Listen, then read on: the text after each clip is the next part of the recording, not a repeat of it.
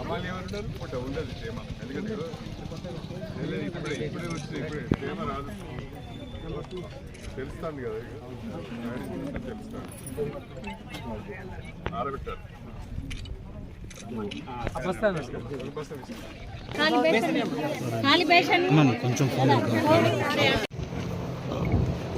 మక్కల కొనుగోలు కేంద్రం మరియు వరి ధాన్యం కొనుగోలు కేంద్రాన్ని ప్రారంభించుకున్న సందర్భంగా ఏర్పాటు చేసిన ఈ సమావేశానికి అధ్యక్షత వహిస్తున్న మన గ్రామ సర్పంచ్ సోదరులు బిల్ల యాదగిరి గారు, ఈ కార్యక్రమంలో పాల్గొంటున్న పెద్దలు, మన హన్మకొండ జిల్లా డిఆర్డిఓ శ్రీనివాస్ గారు, అదేవిధంగా మన హన్మకొండ జిల్లా డిసిఓ గారు, హన్మకొండ జిల్లా డిఎం సివిల్ సప్లైస్ గారు, వేదికపైన ఉన్న అధికారులందరికీ, గౌరవ సర్పంచులందరికీ, మా మహిళా సంఘాల సోదరీమణులకు, సోదరులకు, మీడియా మిత్రులకు అందరికీ పేరు పేరున నా హృదయపూర్వకమైన నమస్కారాలు తెలియజేసుకుంటున్నా. ఇప్పుడే మీరు మన డిఆర్డిఓ గారు, అదేవిధంగా డిసిఓ, హన్మకొండ జిల్లాలోనే మొట్టమొదటి వరి ధాన్యం కొనుగోలు కేంద్రాన్ని మనం వేలేరులో ప్రారంభించుకుంటున్నాం. అది కూడా గతంలో పిఎస్సిఎస్ ద్వారా కొంత, మహిళా సంఘాల ద్వారా కొంత ఉండేది. ఇవాళ మొత్తంగా మహిళా సంఘాలకే ఈ సెంటర్ ఇవ్వాలని వేలేరు వరి ధాన్యం కొనుగోలు కేంద్రాన్ని ఇక్కడున్న మహిళా సంఘాలకు బాధ్యత అప్పచెప్పడం జరిగింది. మీకు పిఎస్సిఎస్ తోని పోటీ లేదు, ఇక్కడికి వచ్చే వరి ధాన్యం అంతా మీరే కొనాలి. పోయినసారి 2,50,000 కమిషన్ వచ్చింది, ఈసారి 5 లక్షల రూపాయల కమిషన్ వస్తుంది. ఒక్క వేలేరుకే 5 లక్షల రూపాయల కమిషన్ వస్తుంది. కాకపోతే జాగ్రత్తగా చేసుకోవాలని చెప్పి నేను ఈ సందర్భంగా మీ అందరికి కూడా సవినీయంగా తెలియజేసుకుంటున్నా.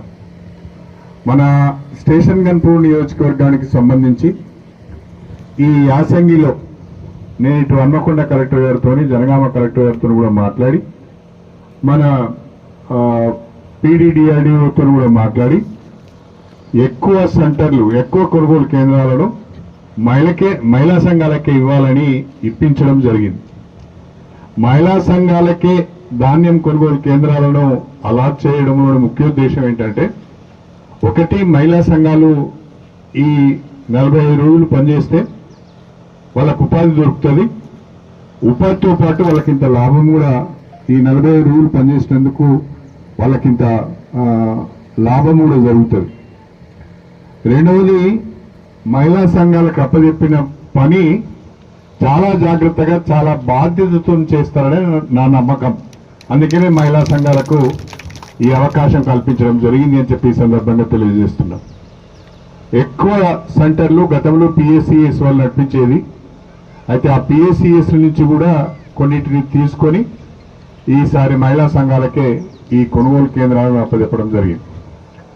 అదేవిధంగా మన నియోజకవర్గంలో ఈరోజు వేలేరులో మనము ప్రారంభించుకున్న మక్కల కొనుగోలు కేంద్రాన్ని కలుపుకొని వేలేరులో 1, ధర్మసాగర్లో 1, స్టేషన్ గన్పూర్లో 1, కంచనపిరిలో 1, కుందారంలో 1, 5 మండలాలలో 5 గ్రామాలలో మనము మక్కల కొనుగోలు కేంద్రాలను ప్రారంభించుకున్నాం.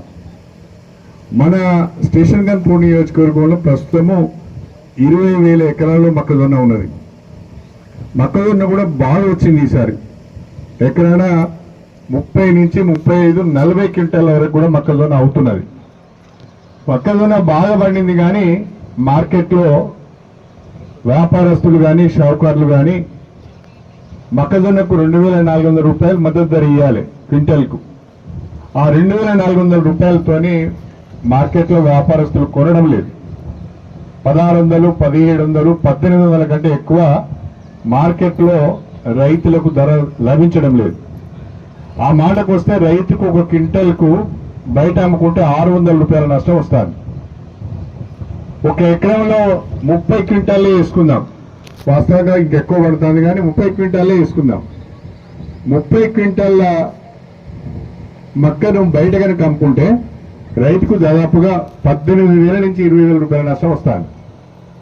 అదే ప్రభుత్వం ఏర్పాటు చేసిన మక్కల కొనుగోలు కేంద్రంలో మీరు మక్కలు అమ్ముకుంటే రైతుకు ఎకరానికి 20,000 రూపాయల వరకు ఆదా అవుతున్నది, మద్దతు ధర లభిస్తున్నది.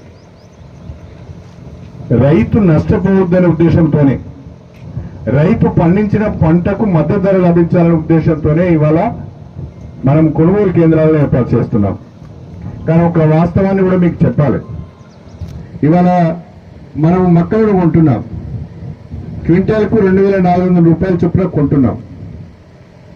రాష్ట్ర వ్యాప్తంగా 11.5 లక్షల ఎకరాలలో మొక్కజొన్న సాగైంది. మన ఉమ్మడి వరంగల్ జిల్లాలో 3,50,000 ఎకరాలలో మక్క సాగైంది.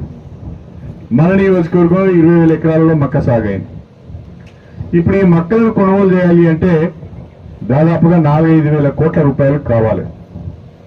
ఆ 5,000 కోట్ల రూపాయలు పెట్టి రాష్ట్ర ప్రభుత్వం ముందుకు వచ్చి కొనుగోలు కేంద్రాలను ఏర్పాటు చేసి మక్కలను కొన్న తర్వాత తిరిగి వాటిని అమ్మాలి అంటే మళ్ళా వ్యాపారస్తులు రింగ్ అవుతున్నారు. మనం ప్రభుత్వం 2,400 కొంటే వాడు 2,000, 1,900, 2,100కే కొంటున్నాడు. అలా అమ్మడం ద్వారా ప్రభుత్వానికి 5,000 కోట్ల రూపాయలు పెట్టి మనం మొక్కలు కొంటే దాదాపుగా 1,000 కోట్ల రూపాయలు ప్రభుత్వానికి తిరిగి ఈ మొక్కలను మార్కెట్లో అమ్మితే 1,000 కోట్ల రూపాయలు నష్టం వస్తుంది. అదేవిధంగా వరి ధాన్యం విషయంలో కూడా తెలంగాణ వ్యాప్తంగా ఈ యాసంగిలో పండిన వరి ధాన్యాన్ని కొనుగోలు చేయడానికి తెలంగాణ ప్రభుత్వం బ్యాంకుల నుంచి 23,000 కోట్ల రూపాయల అప్పు తీసుకున్నది.